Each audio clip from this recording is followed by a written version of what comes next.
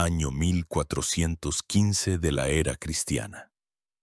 La ciudad de Constanza, ciudad imperial libre a orillas del lago de Constanza, se había convertido en un caldero hirviente donde se mezclaban todas las lenguas, estamentos y ambiciones del mundo cristiano. A la luz de las antorchas que se reflejaba en las aguas oscuras sobre una pulida mesa de roble en la celda de un monasterio dominico yace una carta.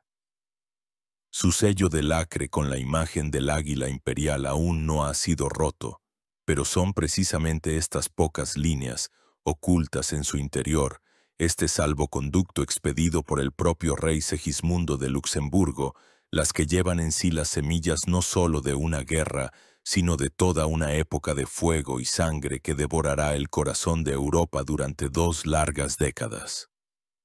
La carta está dirigida al maestro Jan de Husinec, un predicador de la lejana Bohemia. Constanza bulle como una colmena alborotada. Aquí se ha reunido el Gran Concilio, convocado para sanar la principal herida del mundo católico, el gran cisma de Occidente, cuando en el trono papal se sentaban 3 vicarios de San Pedro a la vez, maldiciéndose mutuamente.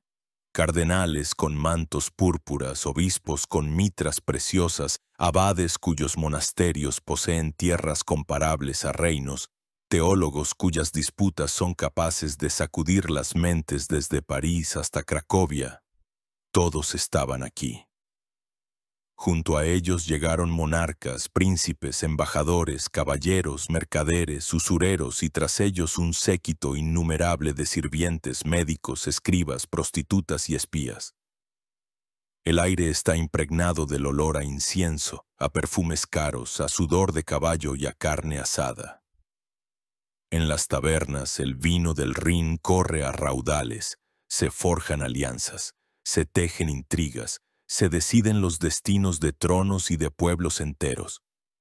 Pero bajo este brillo y grandeza externos se gesta otra tormenta. Desde Bohemia, el corazón del Sacro Imperio Romano Germánico, llegan noticias alarmantes de herejía.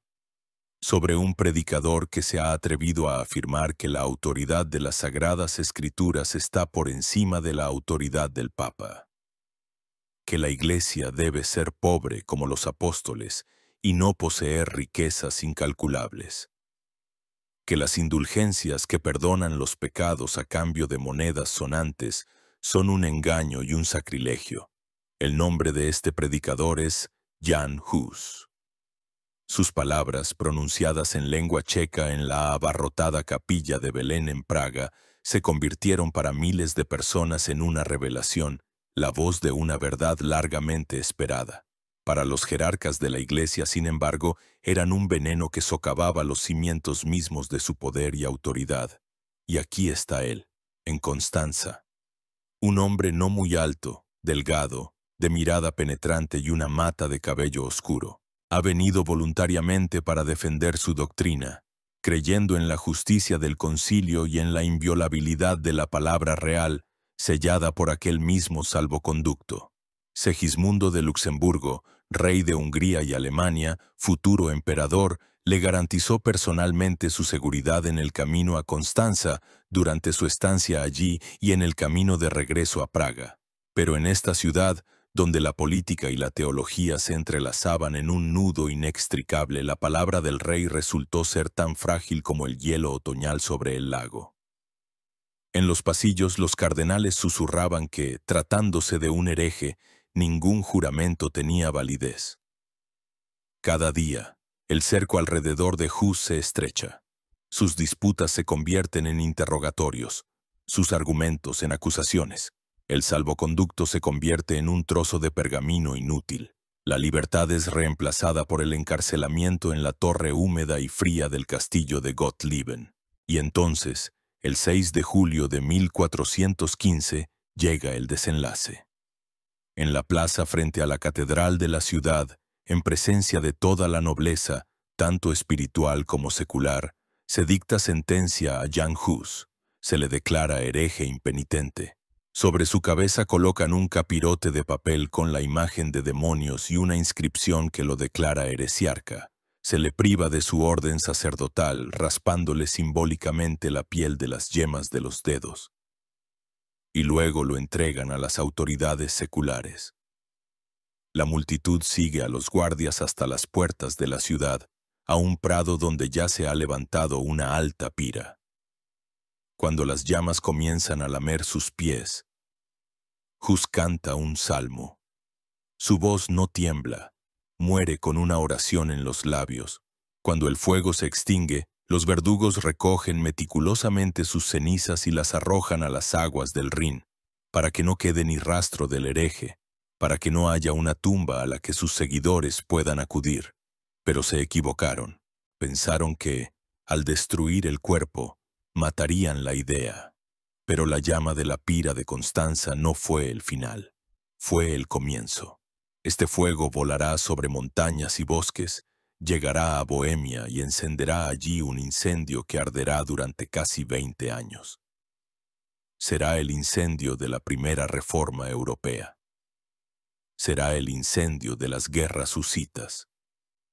Y las cenizas, arrojadas al Rin, se esparcirán por toda Europa, llevando las semillas de futuras conmociones. Antes de que la llama de la hoguera en Constanza abrazara Europa, las semillas de la tormenta venidera germinaron larga y discretamente en el suelo fértil pero agitado de Bohemia a finales del siglo XIV y principios del XV. Para comprender la furia con la que el pueblo checo respondió a la ejecución de su predicador, es necesario sumergirse en la atmósfera de aquella época, en el complejo nudo de contradicciones políticas, sociales, nacionales y religiosas que se había apretado tanto que solo el filo de la espada pudo cortarlo. El reino de Bohemia, que formaba parte del Sacro Imperio Romano Germánico, era una de las tierras más ricas y culturalmente desarrolladas de Europa. Su corazón, Praga, bajo el emperador Carlos IV de Luxemburgo, se convirtió en una capital deslumbrante, adornada con la majestuosa catedral de San Vito, un puente de piedra sobre el Moldava y la primera universidad de Europa Central, fundada en 1348. Las minas de plata de Kutna Hora proporcionaban a la corona ingresos colosales, alimentando la economía y atrayendo al país a mercaderes y artesanos de todos los rincones del continente. Pero detrás de esta fachada de prosperidad se ocultaban profundas y dolorosas fisuras. En el trono en ese momento se sentaba el hijo de Carlos IV, Wenceslao IV, una figura trágica y contradictoria, perezoso, irascible, propenso a la embriaguez y la melancolía. No heredó ni la sabiduría ni el talento político de su gran padre. Su largo reinado estuvo marcado por constantes conflictos con la alta aristocracia, con su propio hermanastro Segismundo, que ansiaba la corona checa, y, lo más importante, con la poderosa Iglesia. Wenceslao, como una bestia acorralada, oscilaba entre intentos de fortalecer su poder y períodos de completa e inerte inacción, lo que solo agravaba el caos en el reino. La principal fuente de descontento popular era la Iglesia católica. En Bohemia había alcanzado un poder y una riqueza sin precedentes. Le pertenecía, según diversas estimaciones, casi un tercio de todas las tierras cultivables del país. Los monasterios y obispados eran los mayores señores feudales, dueños de miles de aldeas, bosques, estanques y minas. El lujo del alto clero asombraba la imaginación y provocaba una sorda irritación. Los arzobispos y abades vivían como príncipes, nadando en la opulencia, mientras que los párrocos de las aldeas eran a menudo ignorantes y pobres, y los campesinos y ciudadanos soportaban sobre sus hombros la carga del diezmo eclesiástico y numerosos impuestos. La decadencia moral del clero era proverbial. La simonía, es decir, la venta de cargos eclesiásticos, era una práctica común. Muchos sacerdotes vivían abiertamente con concubinas, se entregaban a la bebida y al juego sin preocuparse en absoluto por su grey. El colmo del cinismo fue la venta masiva de indulgencias. Cualquier pecado, al parecer, podía ser expiado simplemente pagando a un emisario papal. Esto convertía el sacramento de la penitencia en una transacción comercial descarada y ofendía profundamente los sentimientos religiosos de los creyentes sencillos, que veían en ello una traición a los fundamentos mismos del cristianismo. A este descontento social y religioso se sumaba un agudo conflicto nacional. Desde la gran colonización alemana del siglo XIII, en las ciudades checas se habían asentado numerosos mercaderes y artesanos alemanes. A principios del siglo XV, constituían la columna vertebral del patriciado urbano, controlaban los sectores más rentables del comercio y la artesanía y ocupaban puestos clave en los ayuntamientos. El predominio alemán se sentía también en la Universidad de Praga, donde los profesores y estudiantes alemanes, divididos en tres llamadas naciones a saber, la sajona, la bávara y la polaca, tenían 3 votos frente al único voto de la nación checa. Esto creaba una tensión constante. Los checos se sentían extraños en sus propias ciudades y en su propia universidad. En esta atmósfera caldeada nació el movimiento reformista. No surgió de la nada. Sus precursores fueron predicadores del siglo XIV como Conrado Waldhauser, Jan Milich de Kromierich y Mateo de Janov, que denunciaron audazmente los vicios del clero y llamaron a un retorno a la sencillez y pureza de la primitiva Iglesia apostólica. Pero el verdadero catalizador intelectual para los reformadores checos fueron las obras del teólogo inglés John Wycliffe. Sus escritos, en los que negaba la autoridad suprema del Papa, afirmaba que la Biblia era la única fuente de fe y pedía la secularización de las tierras de la Iglesia, entraron de contrabando en Bohemia y encontraron aquí un eco vivo. Las ideas de Wycliffe cayeron en el terreno fértil de la Universidad de Praga, donde se encendieron feroces debates en torno a ellas. Para los maestros checos, encabezados por Jan Hus, las enseñanzas de Wycliffe se convirtieron en un arma poderosa en su lucha contra la dominación alemana y la corrupción eclesiástica. Reinterpretaron creativamente sus ideas, adaptándolas a la realidad checa. En 1409 tuvo lugar un acontecimiento emblemático. El rey Wenceslao IV, necesitado del apoyo del partido checo en sus juegos políticos, emitió el decreto de Kutná Hora. Este edicto modificaba los estatutos de la universidad, otorgando a la nación checa 3 votos y a las 3 naciones alemanas 1.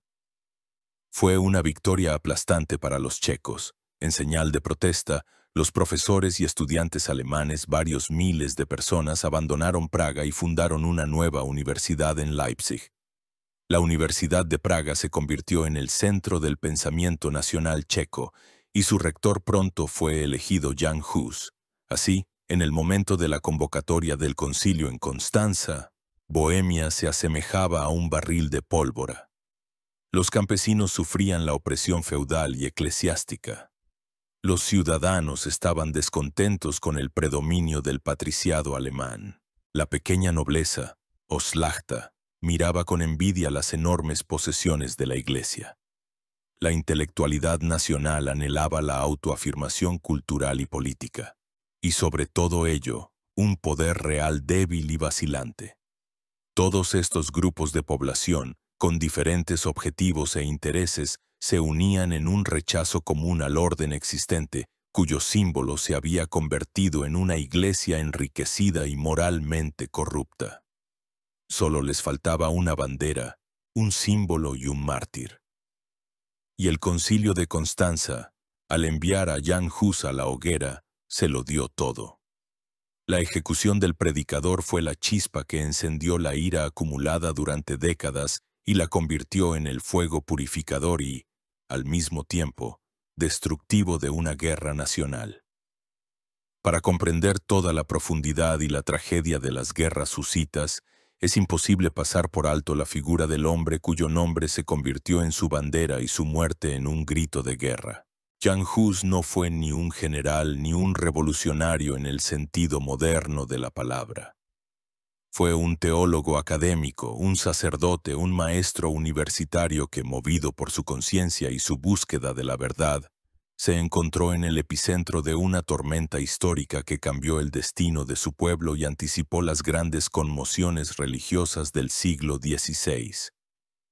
Jan de Husinek, apodado Hus, que en checo significa ganso, nació alrededor de 1371 en el seno de una familia campesina pobre en el sur de Bohemia. Su camino hacia la cima fue típico de un joven talentoso de origen humilde en aquella época. A través de la escuela de la iglesia llegó a la famosa Universidad de Praga. Se reveló como un estudiante brillante y diligente, superando todos los niveles de la carrera académica. En 1393 obtuvo el título de bachiller. En 1396 se convirtió en maestro de artes liberales. En el año 1400 fue ordenado sacerdote, y solo un año después fue elegido decano de la Facultad de Artes.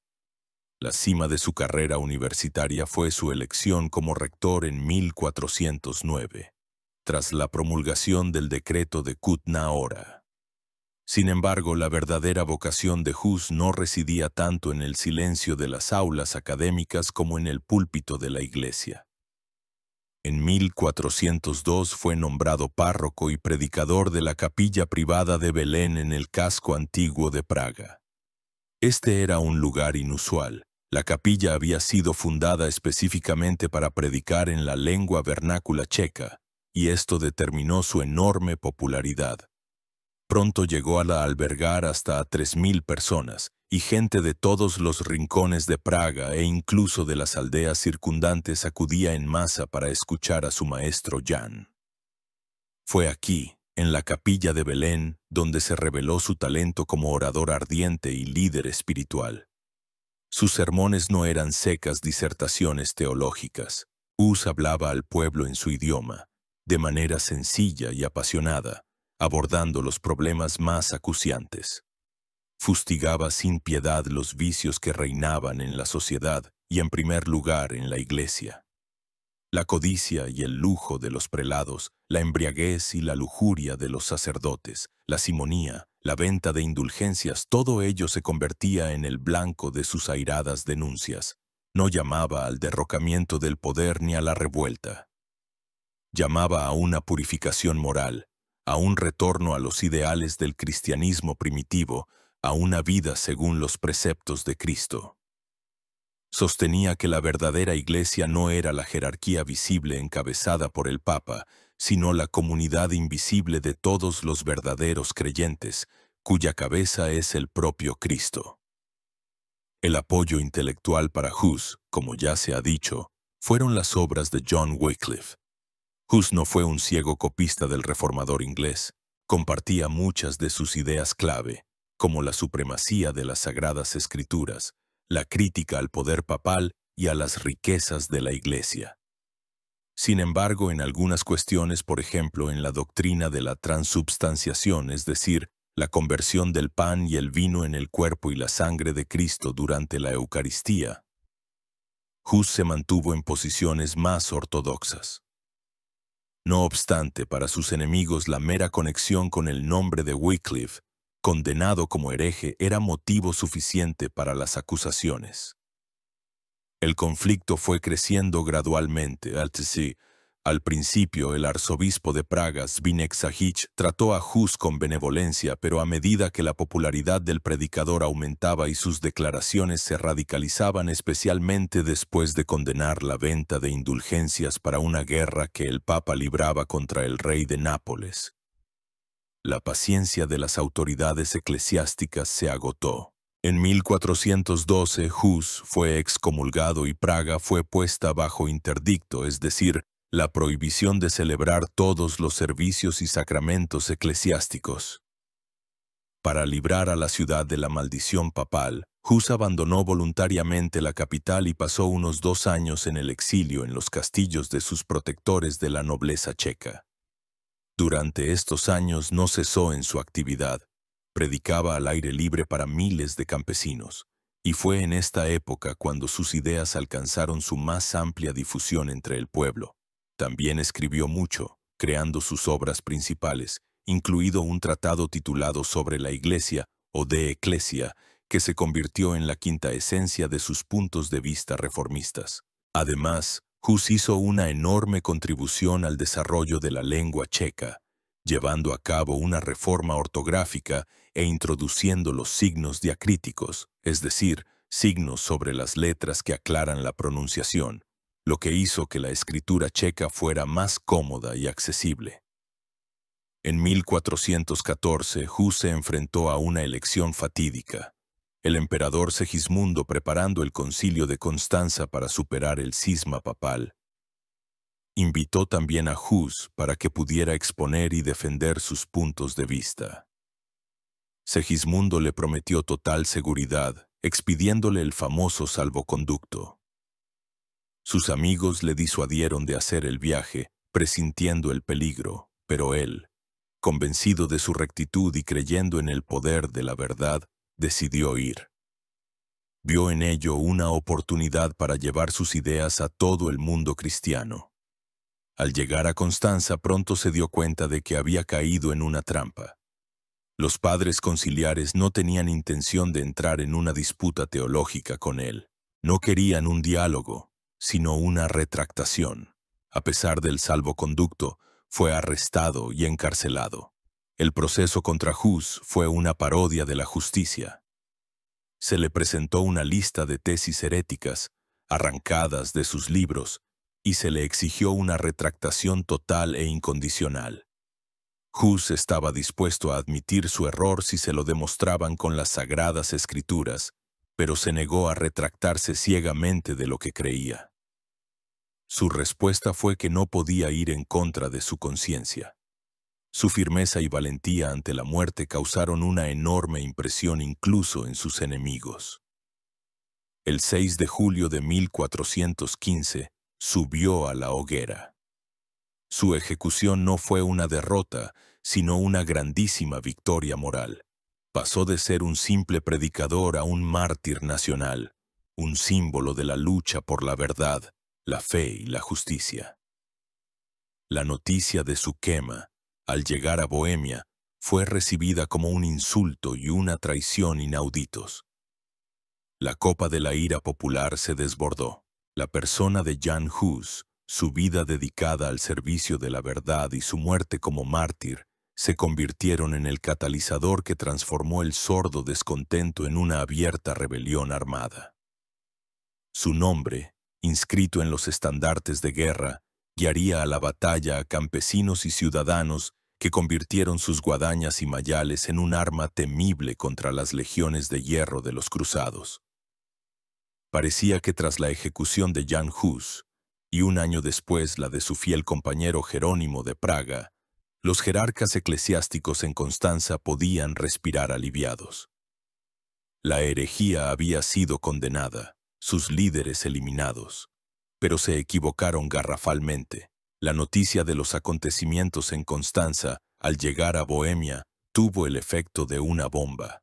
La traición del rey Segismundo, que violó el salvoconducto, y la cruel ejecución del respetado maestro fueron percibidas no solo como una persecución religiosa, sino como una gravísima ofensa nacional. La ira, acumulada durante años, se desató, y la tranquila Praga, la joya del imperio, se convirtió en el epicentro del huracán que se avecinaba. En septiembre de 1415, 452 nobles checos y moravos enviaron al concilio una airada carta de protesta, en la que defendían la memoria de Hus y declaraban su disposición a defender la libertad de predicación de la palabra de Dios hasta la última gota de sangre. Este acto fue un desafío abierto. Por todo el país comenzaron levantamientos espontáneos. Los sacerdotes católicos fueron expulsados de las iglesias y en su lugar se instalaron predicadores husitas. El símbolo del nuevo movimiento se convirtió en el cáliz, basándose en las enseñanzas de Hus y sus seguidores, en particular de Jacobo de Stríbro. Los husitas introdujeron la práctica de la comunión para los laicos bajo las dos especies. No solo el pan, que es el cuerpo de Cristo, sino también el vino, la sangre de Cristo, lo cual era un privilegio exclusivo del clero en la Iglesia católica. Este rito, conocido como utraquismo, del latín sub utraque specie, que significa bajo ambas especies, tenía un profundo significado simbólico, afirmando la igualdad de todos los creyentes ante Dios. Los partidarios de esta corriente moderada pasaron a llamarse utraquistas o calixtinos. Pero junto a los moderados calixtinos, representados principalmente por la nobleza, los burgueses y los maestros universitarios, rápidamente ganaba fuerza un ala más radical. Sus líderes eran ardientes predicadores populares, como Jan Jelivsky en Praga. Sus sermones eran mucho más duros y apocalípticos. No solo llamaban a la reforma de la Iglesia, sino que exigían transformaciones sociales radicales, denunciando no solo los pecados del clero, sino también la injusticia del orden feudal. Miles de campesinos y pobres de las ciudades, inspirados por sus discursos, abandonaban sus hogares y se reunían en montañas a las que daban nombres bíblicos, como el Monte Tabor en el sur de Bohemia.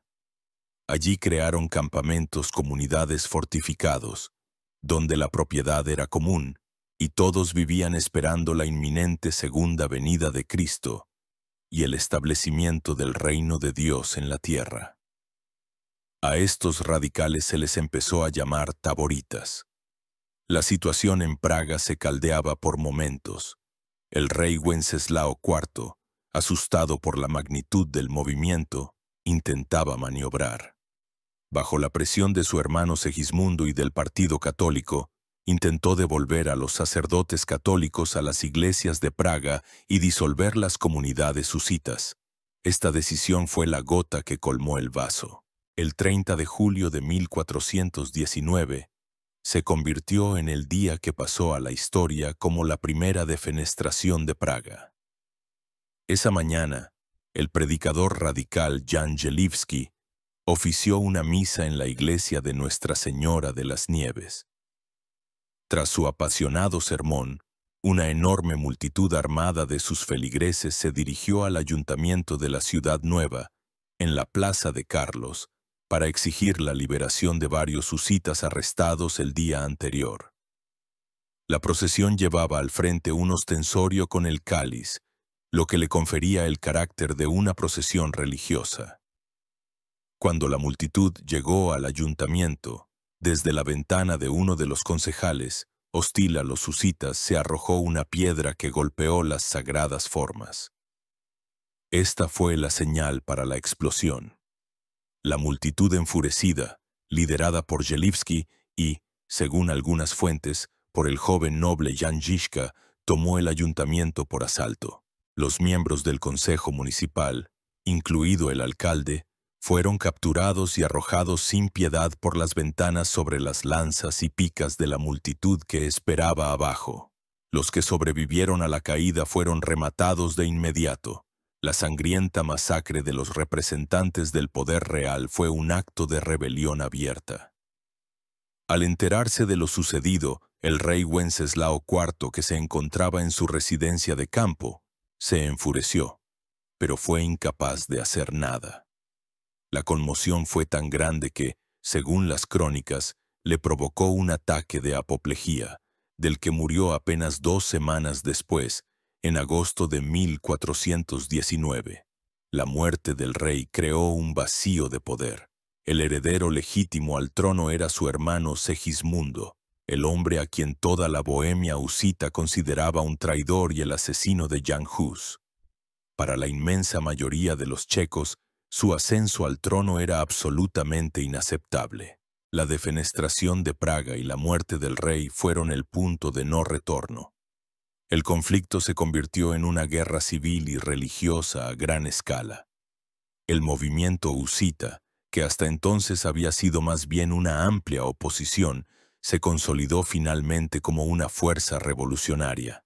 En respuesta a la negativa de los checos a reconocerlo como rey, Segismundo, con el apoyo del recién elegido Papa Martín V, comenzó a preparar una invasión militar. el 1 de marzo de 1420, el Papa emitió una bula declarando una cruzada contra los llamados herejes wiclifitas en Bohemia.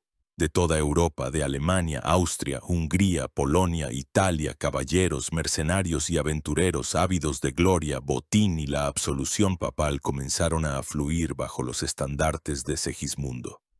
Las nubes se cernían sobre Bohemia. Parecía que el pequeño reino, desgarrado por contradicciones internas, sería inevitablemente aplastado por el poder combinado de la Europa católica. Pero el pueblo sublevado encontró un líder, un hombre cuya pericia militar, voluntad de hierro y fe fanática transformarían a multitudes de campesinos y ciudadanos mal armados en un ejército indestructible. Su nombre era Jan Žižka de Trocnov, y mientras los ejércitos de cruzados revestidos de acero de toda Europa se concentraban en las fronteras de Bohemia, anticipando una fácil victoria sobre una turba de herejes. En el corazón mismo de la rebelión surgió una figura destinada a convertirse en una leyenda viva y en uno de los más grandes generales de la historia. Se llamaba Jan Žižka, y mientras Segismundo y sus caballeros se reían de la milicia campesina, este noble tuerto del sur de Bohemia forjaba el arma de la victoria, nacida de la desesperación, la fe y un pensamiento táctico genial. La biografía de Jan Žižka antes del inicio de las guerras husitas está llena de lagunas y se parece más a la vida de un rudo mercenario que a la del futuro líder de una revolución religiosa. Nació alrededor de 1360 en el seno de una familia de la pequeña nobleza empobrecida. Su juventud transcurrió en interminables guerras y escaramuzas menores entre señores feudales.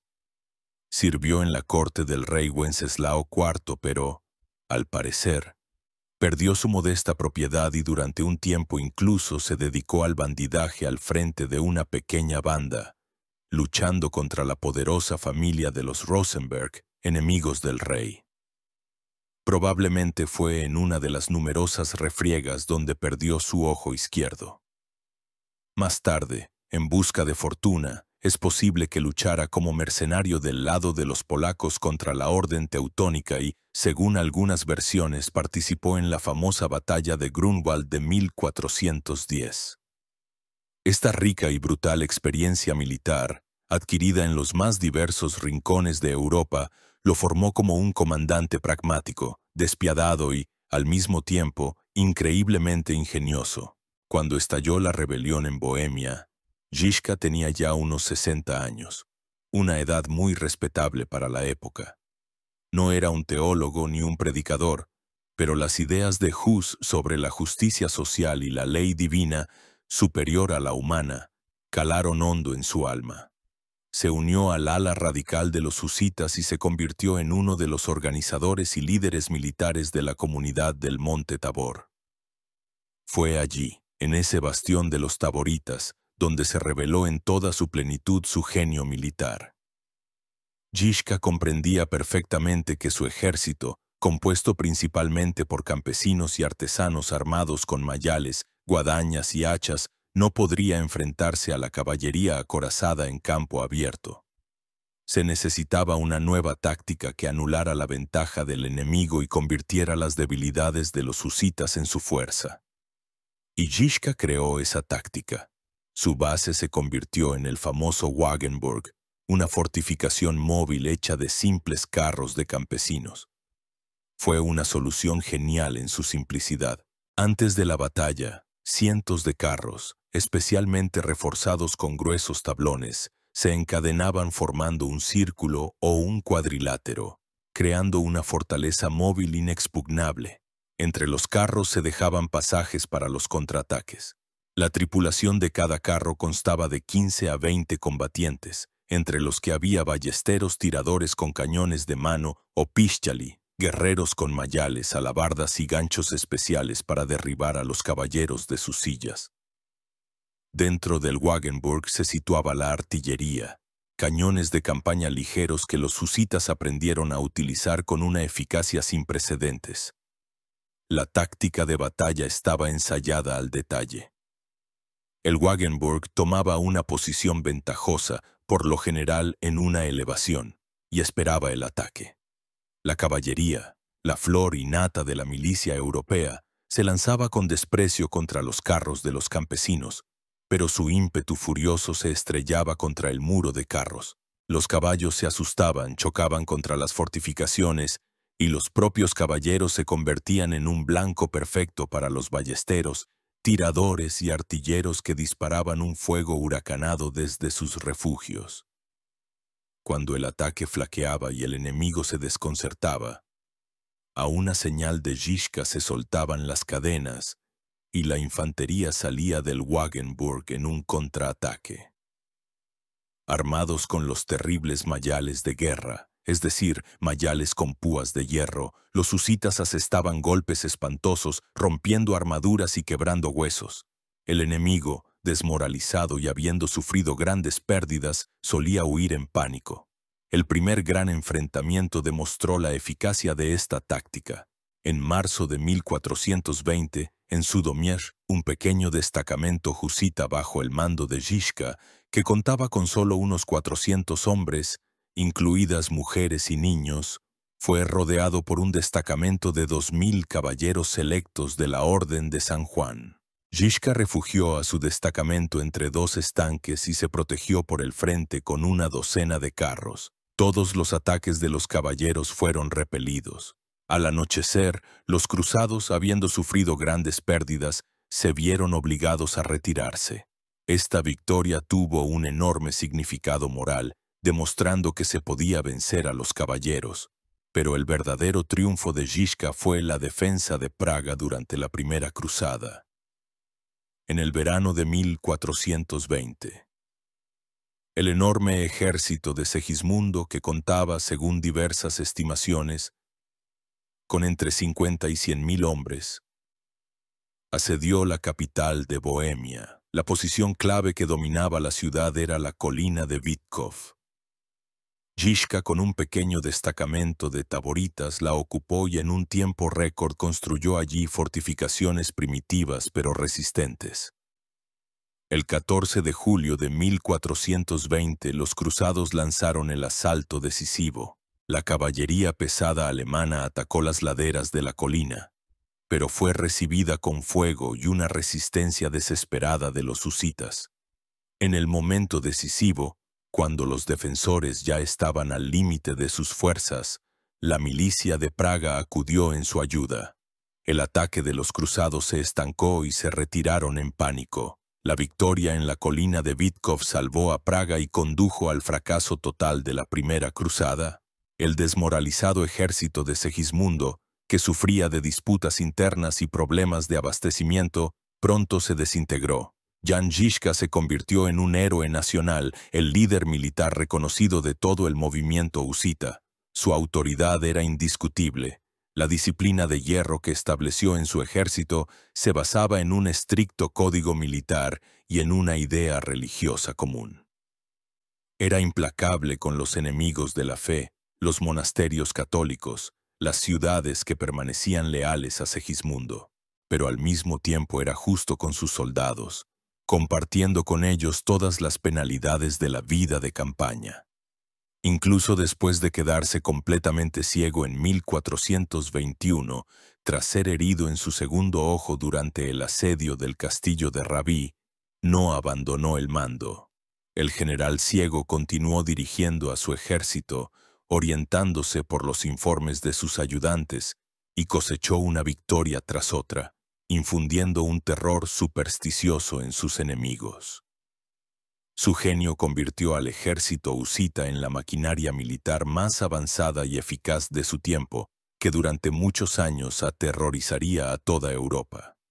La victoria en la colina de Vítkov y la ignominiosa desintegración del enorme ejército de la Primera Cruzada fueron una amarga humillación para el emperador Segismundo y para todo el mundo católico.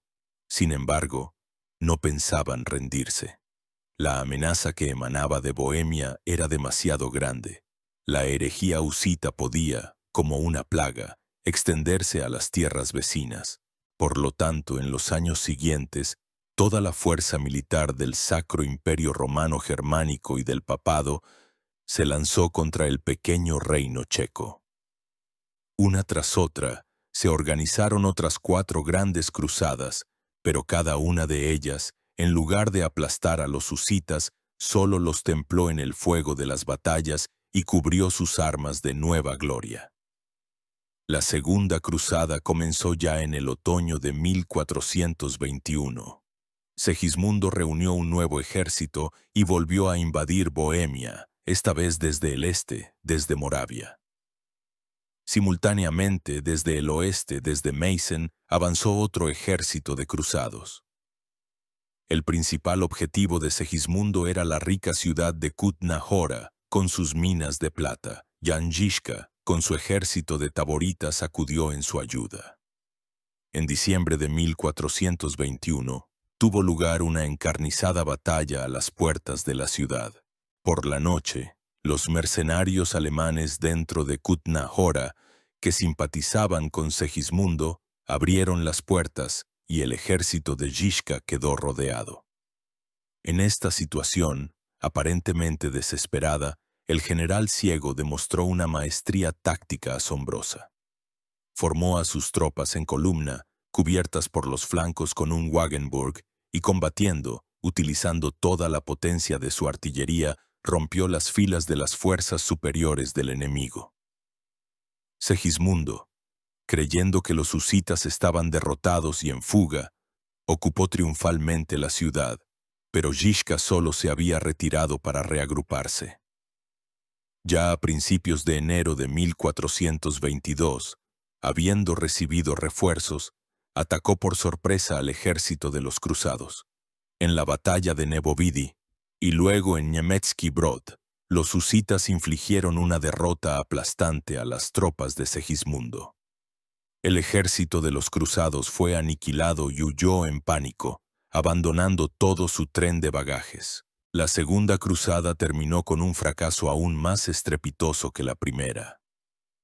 La Tercera Cruzada tuvo lugar en 1426, tras la muerte de Jan Žižka por la peste en 1424.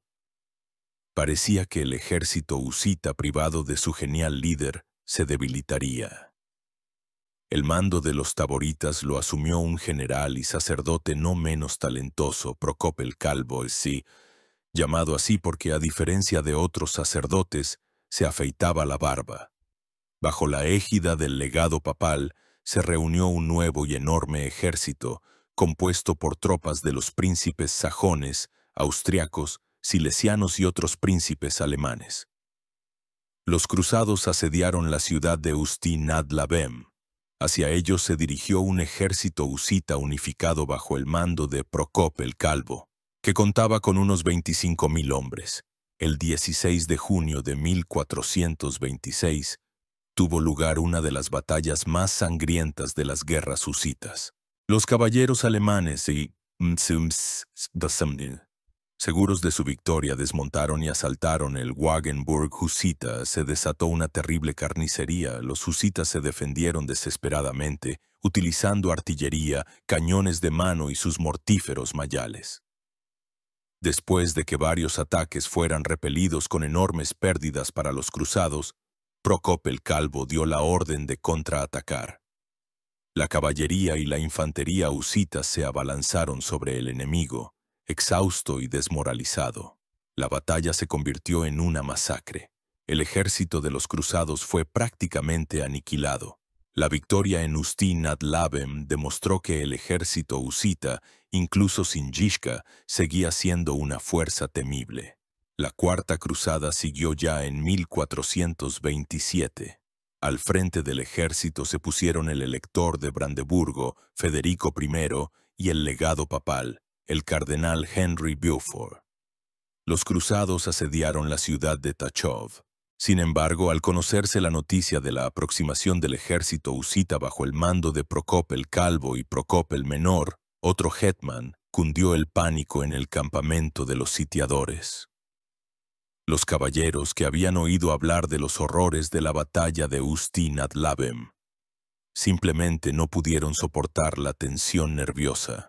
Cuando el ejército husita apareció en el horizonte y sus carros de guerra avanzaron con estruendo, mientras cantaban el temible coral «¿Quiénes sois? Guerreros de Dios». El ejército de los cruzados, sin siquiera entrar en combate, huyó en pánico. Los husitas se apoderaron de todo el enorme campamento y el tren de bagajes.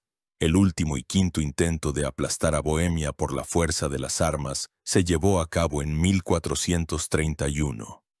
El cardenal Giuliano Cesarini, una de las figuras más enérgicas de la Iglesia Católica, reunió bajo sus estandartes a más de 130.000 guerreros de toda Europa. Era el ejército más numeroso y mejor equipado de todos los que habían invadido Bohemia. El 14 de agosto de 1431 llegó a la ciudad de Domažlice, y aquí se repitió la historia de Tachov, pero a una escala aún más grandiosa y humillante para los cruzados. Al oír la aproximación del ejército husita y los sonidos de su himno de batalla, el enorme ejército de los cruzados fue presa de un terror inexplicable e irracional.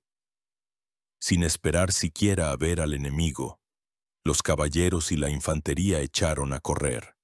El propio cardenal Cesarini apenas logró escapar, perdiendo en la confusión su bula papal, su sombrero y su manto, la derrota en Domažlice. Cuando un ejército de 100.000 hombres huyó sin siquiera ver al enemigo, fue un punto de inflexión. Convenció definitivamente a la Europa católica de que era imposible vencer a los husitas por medios militares.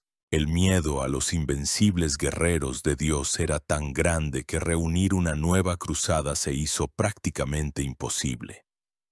La era de las grandes invasiones había terminado. La Iglesia Católica se vio obligada a cambiar de táctica y, en lugar de la espada, recurrir a la diplomacia. El camino hacia las negociaciones en el Concilio de Basilea estaba abierto, mientras los temibles ejércitos husitas liderados por sus talentosos generales aplastaban una hueste de cruzados tras otra, infundiendo terror en los corazones de los caballeros de toda Europa. Dentro del propio movimiento husita maduraba una profunda y peligrosa división.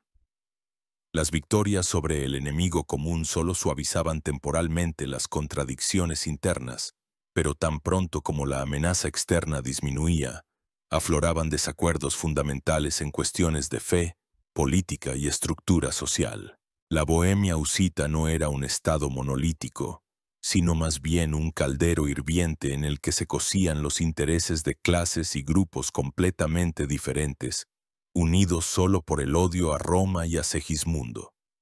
Los dos polos principales de esta confrontación fueron Praga y Tabor. Praga representaba el ala moderada de los husitas, los llamados calixtinos o utraquistas. Su base eran los burgueses de Praga, los maestros universitarios y la mayor parte de la nobleza checa. Su programa se expuso en los famosos 4 artículos de Praga, formulados en 1420. Estos artículos se convirtieron en la plataforma común para todo el movimiento husita, pero cada facción los interpretaba a su manera. Los artículos exigían, en primer lugar, la libertad de predicación de la palabra de Dios en toda Bohemia. En segundo lugar, la comunión bajo las 2 especies, es decir, con pan y vino, para todos los laicos, y no solo para los sacerdotes. En tercer lugar, la privación al clero del poder secular y de la riqueza, ya que la Iglesia debía volver a la pobreza apostólica y sus enormes posesiones de tierra debían ser secularizadas. Y en cuarto lugar, un castigo severo por los pecados mortales para todos sin excepción, ya fueran plebeyos, nobles o sacerdotes. Para los calixtinos estos 4 artículos eran un programa de reformas exhaustivo. No buscaban una ruptura total con la estructura tradicional de la Iglesia. Estaban dispuestos a preservar la jerarquía, los sacramentos y muchos ritos, purificándolos de distorsiones. Su principal objetivo era la creación de una Iglesia nacional checa, independiente de Roma, con la liturgia en la lengua vernácula y con el cáliz como símbolo principal.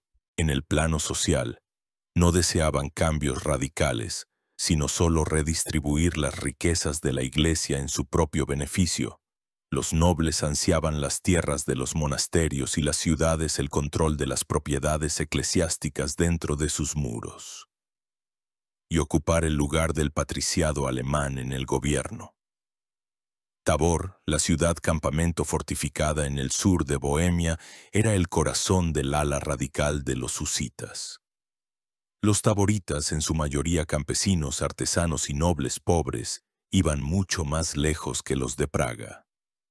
Para ellos, los 4 artículos de Praga eran solo un programa mínimo. Su ideología, teñida de tonos apocalípticos y quiliásticos, es decir, la creencia en un reino de Dios milenario en la tierra, exigía una ruptura total e implacable con todo el viejo mundo pecaminoso. Los predicadores taboritas rechazaban prácticamente toda la dogmática y los ritos católicos que no tuvieran una confirmación directa en la Biblia. No reconocían más sacramentos que el bautismo y la comunión, ni las imágenes, ni las reliquias, ni los ayunos, ni las suntuosas vestiduras eclesiásticas, ni la propia institución del monacato y la jerarquía eclesiástica. Sus servicios religiosos eran extremadamente sencillos y se celebraban en checo. En el plano social, el taborismo temprano fue un movimiento radicalmente igualitario. En su campamento se abolió la servidumbre, se proclamó la hermandad y la igualdad de todos los hombres, y la propiedad al principio era común. No reconocían ninguna autoridad que no emanara directamente de Dios y de la comunidad. Los taboritas eran los guerreros intransigentes de Dios, que consideraban su misión purificar el mundo con fuego y espada de los pecadores y anticristos, preparándolo para la segunda venida de Cristo.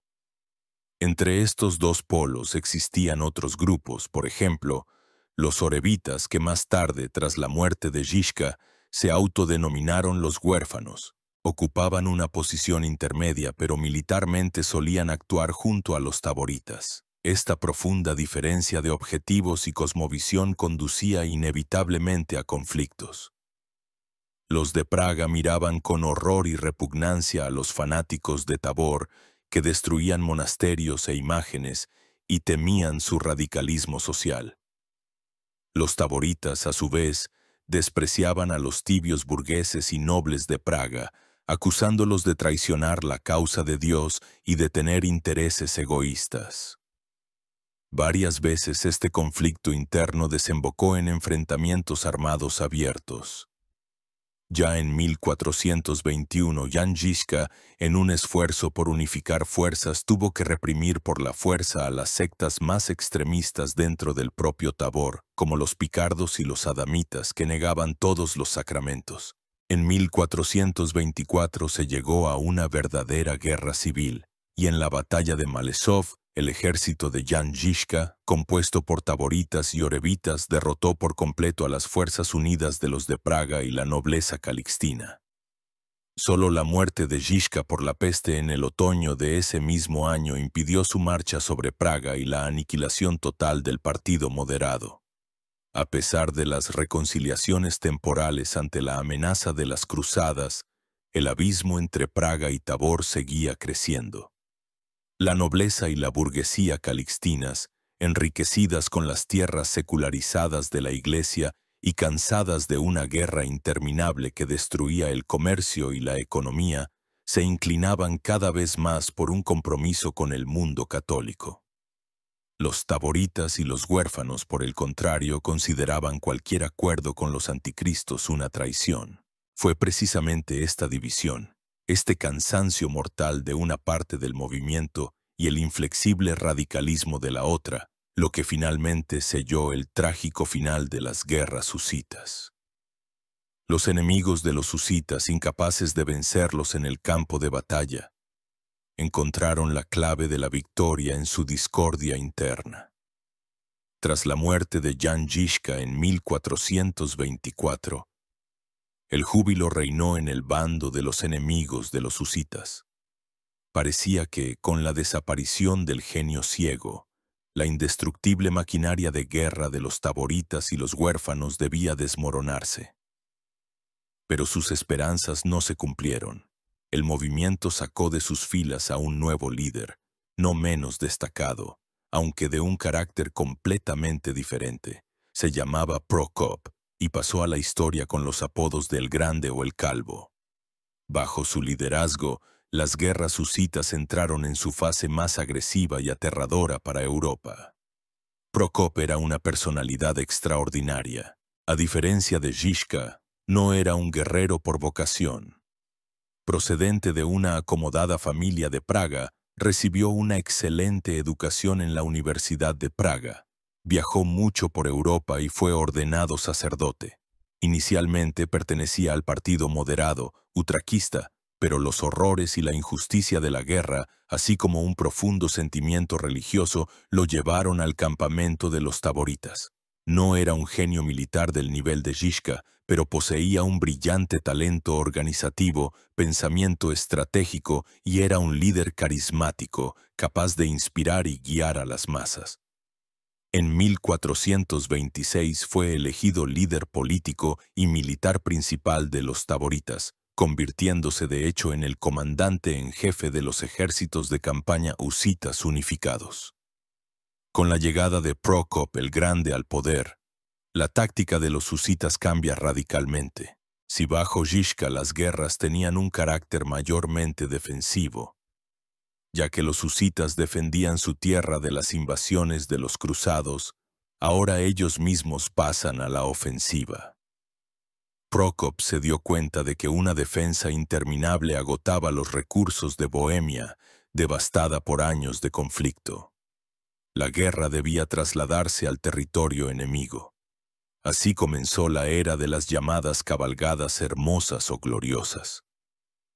Desde 1427 hasta 1433, los ejércitos husitas, bajo el liderazgo de Prokop el Grande y otros hetmanes, realizaron profundas y devastadoras incursiones en los países vecinos.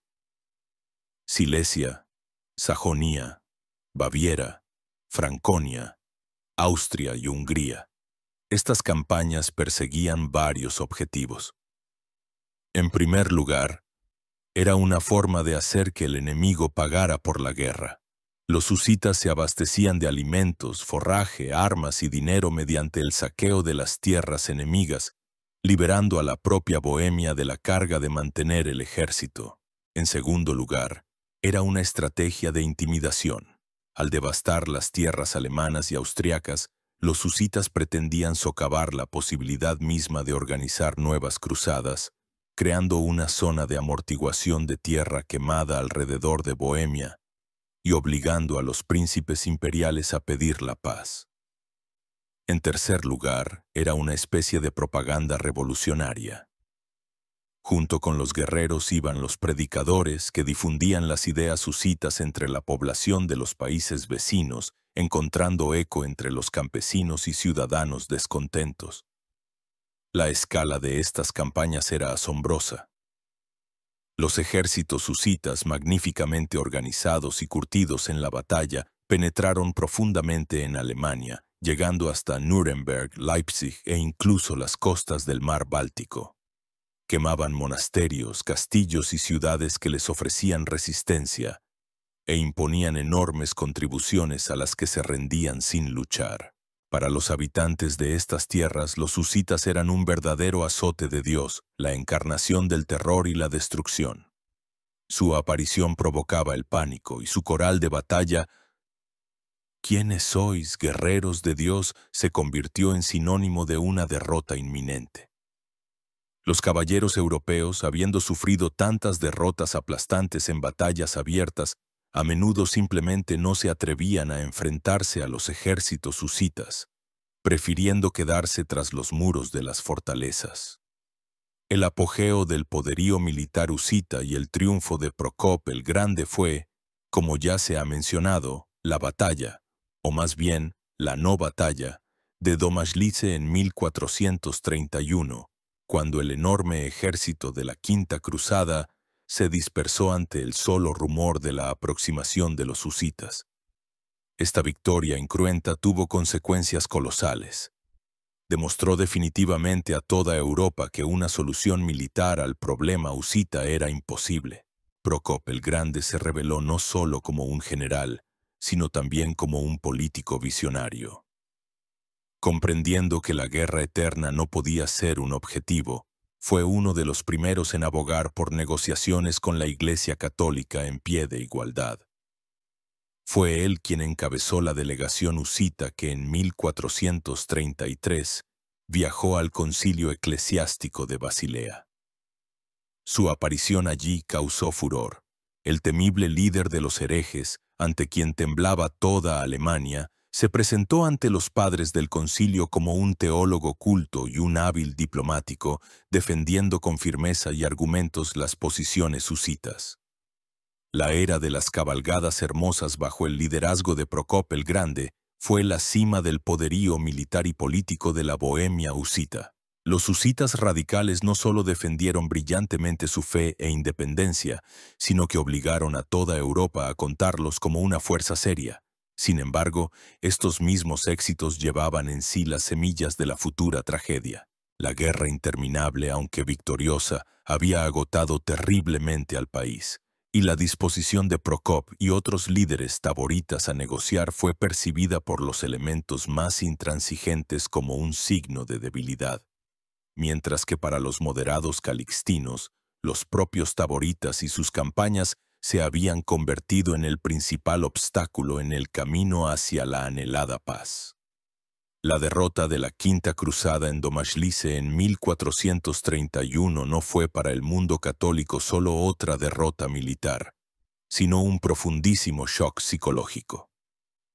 Quedó definitivamente claro que la muralla de hierro del Wagenburg husita y la furia fanática de los guerreros de Dios eran inquebrantables para la espada de los caballeros. Esta serie de humillantes fracasos obligó a los jerarcas más visionarios de la Iglesia, encabezados por el cardenal Giuliano Cesarini, quien personalmente vivió la vergüenza de la huida en Domažlice, a cambiar radicalmente de estrategia. El camino de la fuerza estaba agotado, quedaba el camino de la diplomacia.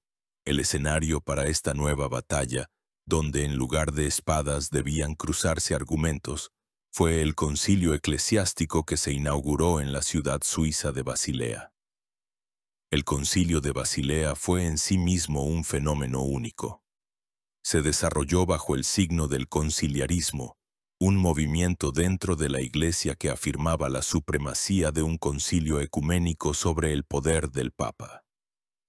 Esto creaba una atmósfera especial, más abierta al diálogo y al compromiso que en los tiempos del despótico concilio de Constanza. En octubre de 1431, los padres del concilio de Basilea invitaron oficialmente a los checos a enviar una delegación para discutir las cuestiones en disputa. Fue un paso sin precedentes, pues con los herejes, a quienes hasta ayer se llamaba a exterminar con fuego y espada, ahora se sentaban a la mesa de negociaciones como una parte igual. Tras largas disputas internas, los husitas aceptaron la invitación. En enero de 1433 llegó a Basilea una imponente delegación checa que contaba con unas 300 personas. Estaba encabezada por los líderes más prestigiosos de todas las facciones husitas.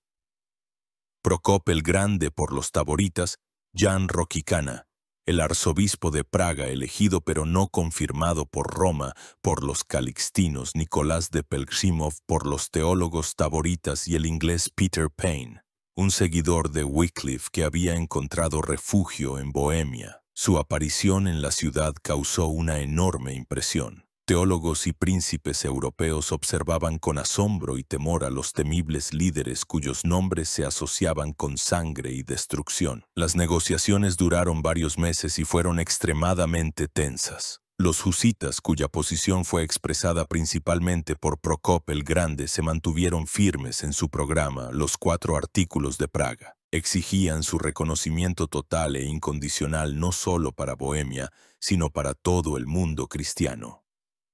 Los padres conciliares, por su parte, intentaban demostrar los errores de los husitas desde el punto de vista del derecho canónico y la tradición eclesiástica. Las discusiones llegaron a un punto muerto. Sin embargo, detrás de la fachada de las disputas oficiales se desarrollaba un trabajo invisible pero mucho más importante. Los diplomáticos del concilio, y en primer lugar el propio cardenal Cesarini, veían perfectamente las profundas contradicciones entre los moderados calixtinos y los radicales taboritas. Y jugaron hábilmente con estas contradicciones. Comprendieron que la nobleza y la burguesía de Bohemia estaban mortalmente cansadas de la guerra. 15 años de combates ininterrumpidos habían arruinado el país, paralizado el comercio y provocado el declive de la artesanía y la agricultura. La aristocracia calixtina, que ya se había apoderado de la mayor parte de las tierras de la Iglesia, ya no necesitaba a los radicales taboritas y sus ideas igualitarias.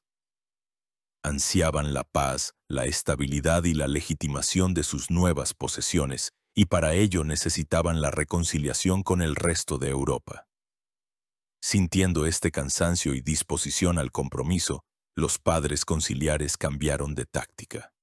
Las negociaciones se trasladaron de Basilea a Praga, y ahora los legados católicos dialogaban principalmente con el partido moderado.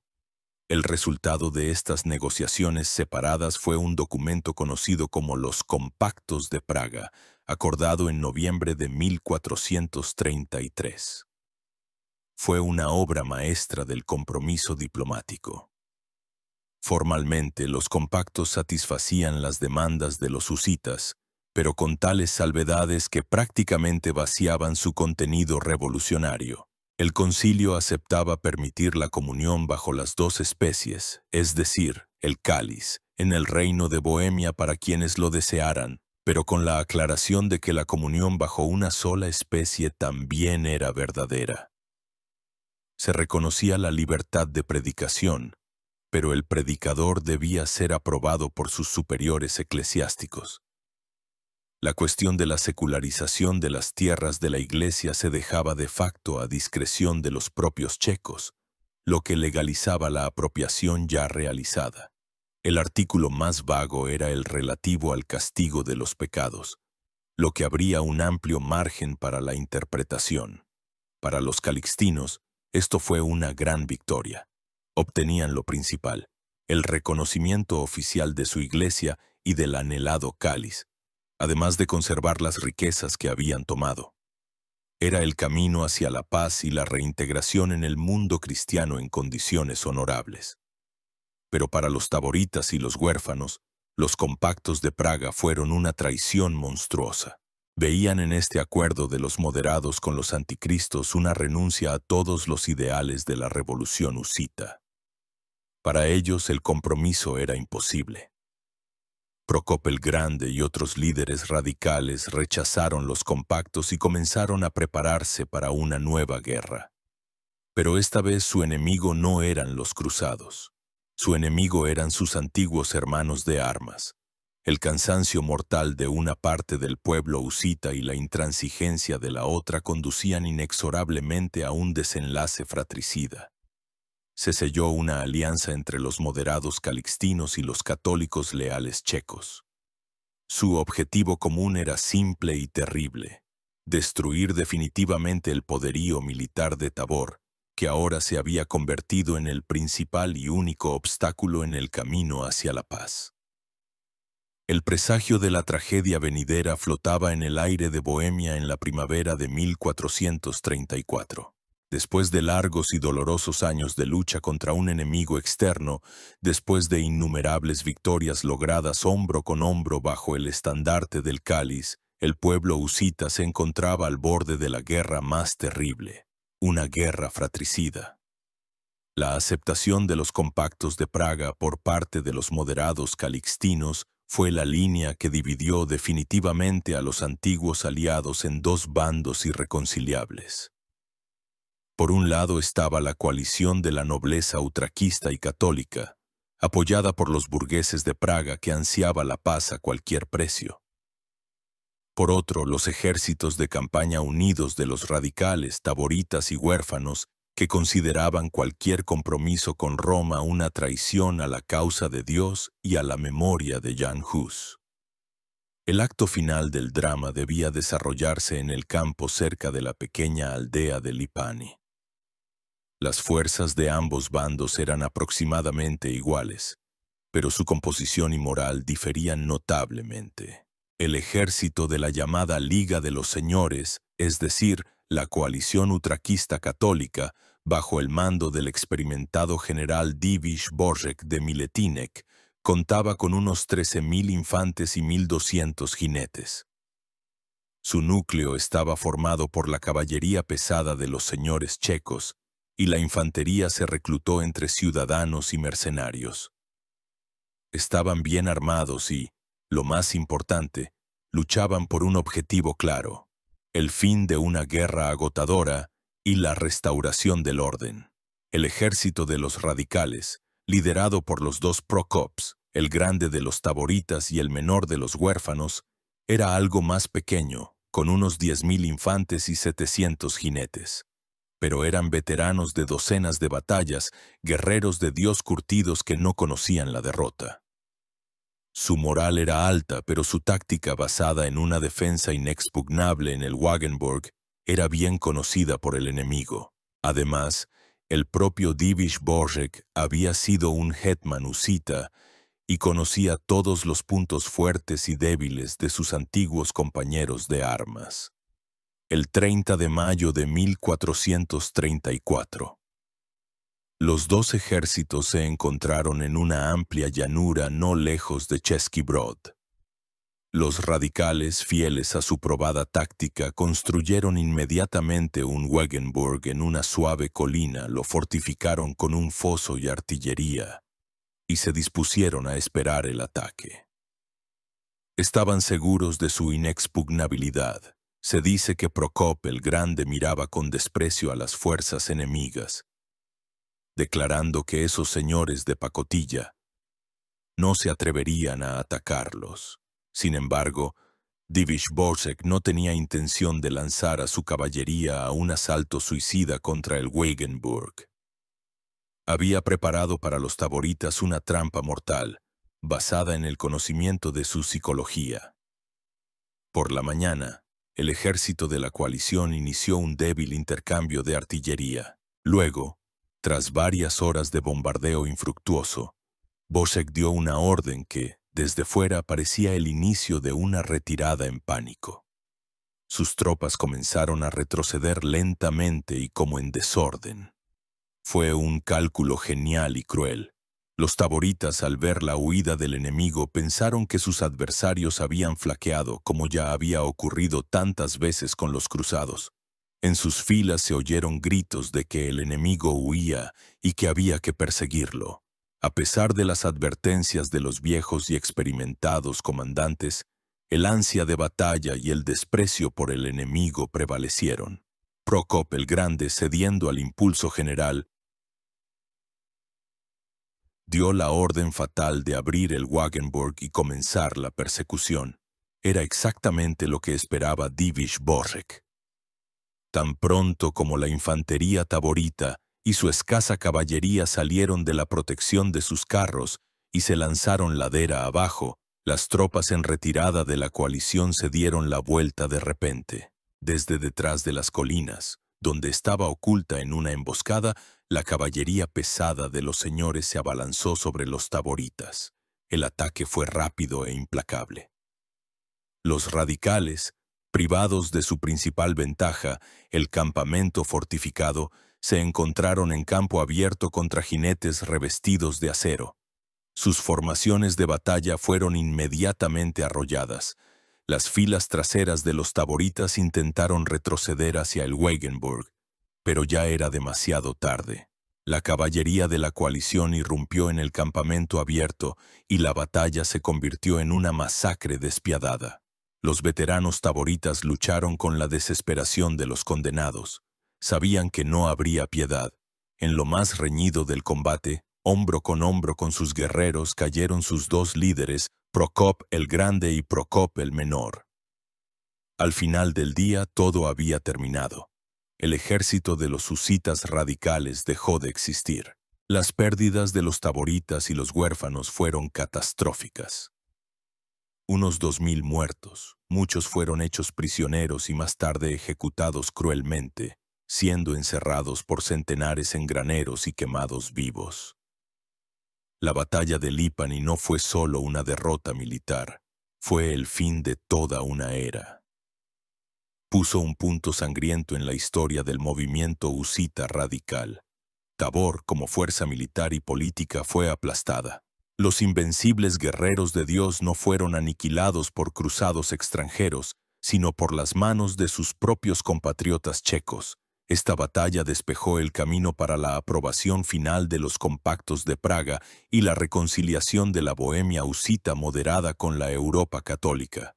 El cáliz había vencido, pero el precio de esa victoria fue terrible. Se pagó con la sangre de hermanos. El eco de esta tragedia resonaría durante mucho tiempo en la historia checa, como un eterno recordatorio de que no hay nada más cruel que una guerra civil. La batalla de Lipani, que extinguió el fuego del taborismo radical, puso fin al período heroico y sangriento de las propias guerras husitas. El humo de las batallas se disipó, dejando tras de sí un país, por un lado, devastado por 2 décadas de combates casi ininterrumpidos y, por otro, cambiado para siempre, templado en el crisol de las pruebas y habiendo defendido su derecho a un camino único en la historia de Europa. El legado de esta época resultó ser increíblemente complejo, polifacético y duradero, y sus ecos se oyen hasta el día de hoy. El resultado político inmediato fue la reconciliación final con el mundo católico en los términos de los compactos de Praga. En 1436, tras largas negociaciones, la Dieta checa en Jihlava reconoció oficialmente a Segismundo de Luxemburgo como rey de Bohemia. Segismundo, a su vez, ratificó los compactos, legalizando así la existencia de la Iglesia utraquista o calixtina. Fue un caso sin precedentes en la Europa medieval, ya que por primera vez en la historia el mundo católico reconoció oficialmente el derecho de todo un pueblo a ciertas desviaciones del dogma y los ritos comúnmente aceptados. El cáliz por el que se había derramado tanta sangre fue legalizado. Bohemia se convirtió en un reino de 2 pueblos en el sentido religioso, católicos y utraquistas que durante mucho tiempo aprendieron a coexistir dentro de un mismo estado. Las consecuencias económicas y sociales fueron colosales. El resultado principal e irreversible fue la secularización a gran escala de la propiedad eclesiástica. La Iglesia católica en Bohemia perdió prácticamente todas sus enormes posesiones de tierra y fue privada de su antiguo poder político. Estas tierras pasaron a manos de la nobleza, tanto utraquista como católica, así como de las grandes ciudades, lo que condujo a una importante redistribución de la riqueza y el poder en el país. Durante décadas, Bohemia estuvo económicamente agotada, pero al mismo tiempo las guerras contribuyeron al auge de la conciencia nacional checa como nunca antes. La influencia alemana en las ciudades se debilitó considerablemente, y la lengua checa se consolidó definitivamente como la lengua estatal de la administración, la literatura y la liturgia. La cumbre del legado político de la era husita fue el reinado del rey Jorge de Podebrady, que gobernó desde 1458 hasta 1471. Procedente de una noble familia utraquista participante en la batalla de Lipani del lado de los vencedores, se convirtió en el primer y único rey husita en el trono checo. Diplomático talentoso y gobernante sabio, logró mantener una paz frágil entre católicos y calixtinos dentro del país. Además, propuso un ambicioso y adelantado a su tiempo proyecto de unión pacífica universal, una especie de prototipo de las Naciones Unidas que debía unir a los monarcas europeos para resolver las disputas por medios pacíficos y para la defensa conjunta contra la amenaza turca. Aunque este proyecto nunca se realizó, demuestra claramente el nuevo nivel de pensamiento político que nació en la Bohemia husita. En el arte de la guerra, las guerras husitas produjeron una auténtica revolución. La táctica de Jan Žižka, basada en la interacción del Wegenburg, la artillería y la infantería, se adelantó un siglo a su tiempo y anticipó el ocaso de la era de la caballería. Los husitas demostraron a todo el mundo que una infantería bien organizada e ideológicamente motivada, armada con armas de fuego y protegida por fortificaciones de campaña, era capaz de enfrentarse a los mejores ejércitos de la Europa feudal. Su experiencia tuvo una enorme influencia en el desarrollo del arte militar en las décadas siguientes. Pero quizás el legado más importante y a largo plazo de las guerras husitas fue su influencia en el curso de la historia europea. El movimiento husita fue la primera reforma exitosa 100 años antes de Martín Lutero. Jan Hus se convirtió en el precursor de los grandes reformadores del siglo XVI. Y sus seguidores demostraron en la práctica que era posible desafiar la omnipotencia de la sede papal y sobrevivir.